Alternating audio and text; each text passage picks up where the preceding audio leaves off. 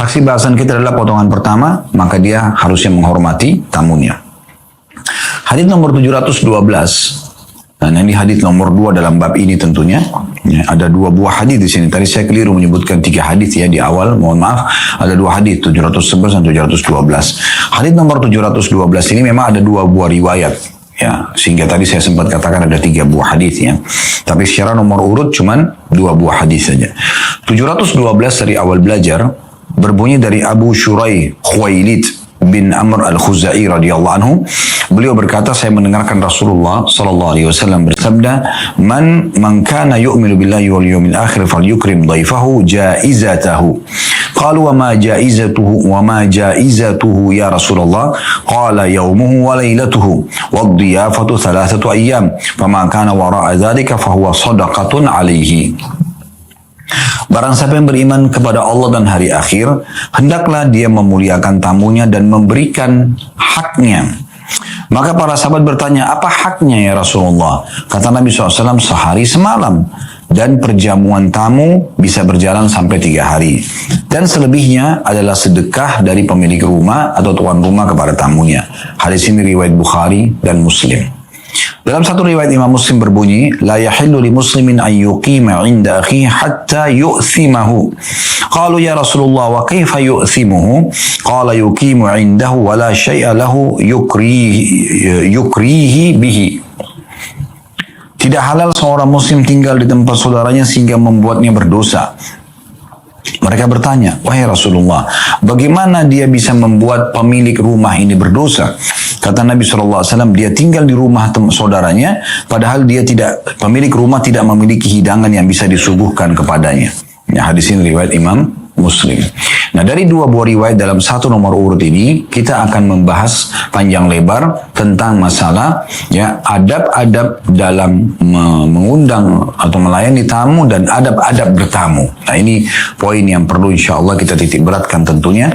Nah, kalau dari hadits ini dulu sementara, kita sudah bisa melihat pelajaran bahwasanya di antara adab ya, menjamu tamu, kalau kita kedatangan tamu adalah kita memberikan haknya. Artinya boleh kita, bahkan kita dianjurkan menawarkan kalau mau menginap sehari semalam. Ya. Kalau kita mau menghormati dia lebih jauh, dia masih mau tinggal bisa sampai 3 hari. Ya, ini berarti adab orang yang menjamu tamu. Dan sekaligus juga kita ambil adab yang menjadi tamu. Ya, dia usahakan pada saat menjadi tamu, ya, tidak melebihi hari-hari yang sudah ditentukan oleh Nabi SAW. Kalau dia cuma punya hajat yang tidak harus menginap, maka tidak harus dia menginap di rumah saudaranya. Jangan sampai membebankan gitu kan.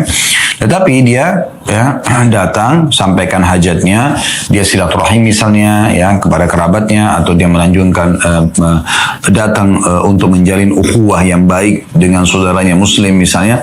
Ya, setelah itu dia pulang setengah jam, 1 jam, 15 menit misalnya.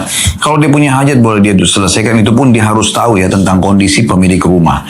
Jangan sampai kondisi rumahnya tidak memungkinkan, dia juga waktunya tidak memungkinkan untuk menjamu tamu berlama-lama, lalu tetap kita paksakan dengan alasan, kan dalam syariat harusnya menghormati tamu lebih dari sehari semalam atau hampir 3 hari. Bukan itu dalilnya ya. Keliru Anda meletakkan dalil kalau begitu. Tapi kita harus melihat kondisi dan bagaimana kondisi dan keadaan saudara kita tadi. Ya, kita pun pemilik rumah tentunya, kalau memungkinkan kita jamu mereka. Tapi kalau tidak memungkinkan, kita juga bisa menyampaikan dengan baik-baik. Ya. Oleh karena itu di hadis tadi yang kedua, Nabi SAW mengingatkan masalah ini. Jangan sampai kalian menjadi tamu di rumah saudara kalian dan kalian melahirkan dosa buat dia. Lalu para sahabat nanya ke Rasulullah, bagaimana kami bertamu kalau kami memberikan dosa kepada pemilik rumah? Kata Nabi SAW, kalian bertamu sementara dia tidak punya apa-apa yang dia bisa suguhkan. Sehingga dia bisa berdosa dengan itu, karena dia kan disuruh muliakan tamunya. Ya.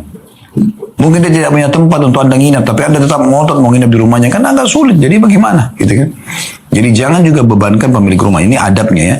Jadi adab yang dari hadits ini dulu kita ambil, kalau kita letakkan sebagai adab yang pertama, bagi orang yang memiliki tamu sebagai tuan rumah, maka dia seharusnya memuliakan semaksimal mungkin. Makanan, minuman yang dia tawarkan, dihidangkan apa yang dia miliki. Bahkan kalau Anda mau lebih sempurna, tidak usah ditanya. mau minum yang panas atau yang dingin. Udah, Anda buat yang Anda bisa, Anda buat teh hangat misalnya atau teh panas, Anda juga hidangkan minuman dingin, tinggal tamunya memilih. Itu jauh lebih baik. Tapi kalau Anda mau nanya juga tidak masalah. Misalnya, mau minuman dingin atau minuman panas misalnya, boleh saja Anda tanya. Tapi kalau Anda keluarkan, saya pernah bertamu di rumah salah satu saudara kita muslim, Masya Allah, di meja dia sudah ada banyak minuman-minuman opsi pilihan gitu. Bahkan ditambah lagi dikeluarkan minuman yang dia bisa hidangkan. Ya, ada memang yang sudah siap. Kalau kayak di Saudi itu biasanya minuman panas sudah ada di teh termos sehingga karena dia setiap hari memang punya tamu maka dia sudah standby kan itu ya. Sehingga selalu panas kan dalam termos dan tinggal dituangkan di gelas ya, atau kopi misalnya ya dalam bentuk termos yang sudah ditutup. Mungkin ini belum biasa di negara kita ya. Ya kita biasanya nanti ada tamu baru kita buatkan. Kalau mereka memang sudah standby kan di ruang tamunya itu sehingga mereka setiap saat bisa minum dan selalu hangat karena di termos tertutup ya. Kemudian juga selalu standby makanan-makanan ya. Kalau ini mungkin di Indonesia sudah ada kayak kue-kue biasanya. Cuma sayang kalau mau lebaran aja ya. Sebenarnya kalau kita punya kemampuan kita letakkan saja di situ. Yang kita bisa berikan kepada mereka untuk kita hidangkan ya, untuk kita hidangkan gitu kan. Kalau kita lihat dia adalah pendatang dari luar, kita bisa luar kota atau misalnya apalagi kalau kerabat, persilahkan kalau kita memungkinkan ada tempat untuk menginap ya, daripada mereka ke hotel misalnya ya. Tapi kalau tidak memungkinkan boleh tentunya, kita tidak memaksakan diri. Nah ini pemilik rumah. Nah dan mereka bisa memberikan sehari semalam atau sampai 3 hari. Kalau selebihnya itu sudah sedekah dari pemilik rumah. Nah, tapi sisi lain, tamu ini juga harus tahu diri gitu. Jangan sampai dia memaksakan diri untuk bertamu ke rumah orang, sementara orang itu tidak bisa menerima tamu. Misal kondisi dia sedang bertengkar suami istri. Tidak mungkin kita bertamu ke rumah orang seperti ini kan. Kemudian juga mungkin rumahnya kecil, anak-anaknya banyak. Ya. Mungkin keadaan ekonomi dia sangat susah, sehingga kita tidak mungkin untuk bertamu ke rumahnya, dalam arti kata berlama-lama di sini. Kalau kita cuma sekedar ketemu, ya, dan kita memang dikatakan silakan mampir ke rumah untuk sebagai bentuk menjawab undangan dia, kita datang, itu mungkin masih oke saja ya.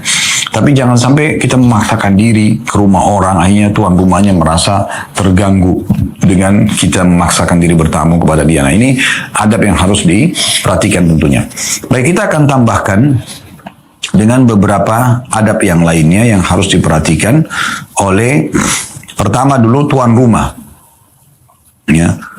Bagi tuan rumah ini, usahakan tentunya kalaupun dia mengundang orang ke dalam rumahnya, maka yang dia undang adalah orang-orang yang baik. Ya, yang diundang ke rumah itu orang-orang baik. Ya. Kecuali kalau ada orang tiba-tiba datang ke rumahnya dan bertamu, dia tidak tahu orang ini siapa, ataupun dia sudah tahu mungkin salah satu kerabat ini orangnya kurang baik, tapi sudah datang bertamu itu berbeda hukumnya. Dia menjamunya semampu dia ya, di waktu-waktu tertentu yang terbatas tentunya. Tapi kalau dia memang ingin mendapatkan keutamaan agar mendapat pahala tamu, dia mengundang orang-orang yang baik. Karena kata Nabi SAW dalam hadis riwayat Abu Dawud dan Tirmidzi, la tusahibu illa mu'mina. Janganlah engkau berteman melainkan dengan seorang mukmin. Wala ya'kulu ta'amaka illa taqi. Dan jangan memakan makananmu kecuali orang-orang yang bertakwa. Ya, karena memang dia sifatnya ya demi untuk mendukung dia ya dalam kebaikan beramal solehnya kalau dia kita berikan makanan misalnya. Tapi ini kalau kita ingin mengundang ya, kalau kita ingin mengundang gitu ya, kita usahakan undangan itu tersasar kepada orang-orang yang baik gitu.